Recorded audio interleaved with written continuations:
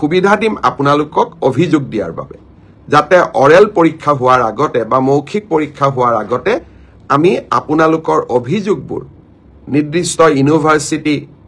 লগত কথা পাতি আপোনালোকৰ অভিযোগবোৰ যাতে আমি নিষ্পত্তি কৰিব তেওঁলোকক অভিনন্দন জনাইছো যাতে অৰেলৰ বাবে তেওঁলোক সাজু হ'ব পাৰে আৰু যিসকলে পাছ নকৰিব আমি পুনৰ এই বছৰৰ শেষৰ ফালে নতুন বিজ্ঞাপন দিয়াৰ বাবে চেষ্টা কৰিম আপোনালোকে আৰু এবাৰ পৰীক্ষাত অৱতীৰ্ণ হ'ব আৰু লগতে অসমত উদ্যোগসমূহ আহিব মুখ্যমন্ত্ৰীৰ আত্মনিৰ্ভৰ অসম অভিযানো আছে আমি নিজকে তৃতীয় আৰু চতুৰ্থ বৰ্গত নহলেও বেলেগ ধৰণে পাছ কৰি বেলেগ ধৰণেও জীৱন সফল কৰাৰ বাবে আমি প্ৰচেষ্টা কৰিম যে চতুৰ্থ শ্ৰেণীৰ পৰীক্ষাত বিএ পাছ কৰা লৰায়ো পৰীক্ষা দিছে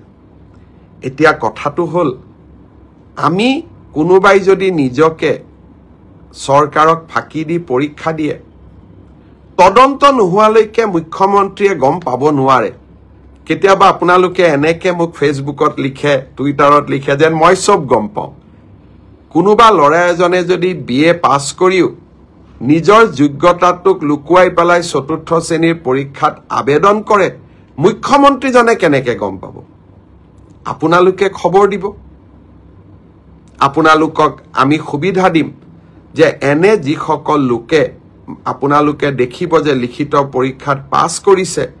কিন্তু এডুকেশনাল কোৱালিফিকেশনক তেওঁলোকে লুকুৱাই ৰাখিছে আমি সুবিধা দিম আপোনালোকক অভিযোগ দিয়াৰ বাবে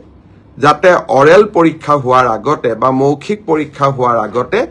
আমি আপোনালোকৰ অভিযোগবোৰ নিৰ্দিষ্ট ইউনিভাৰ্চিটি লগত কথা পাতি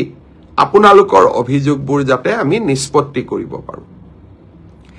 আৰু এটা পৰীক্ষাৰ বিষয় মই জনাব খুজিছো সেইটো হল পোষ্ট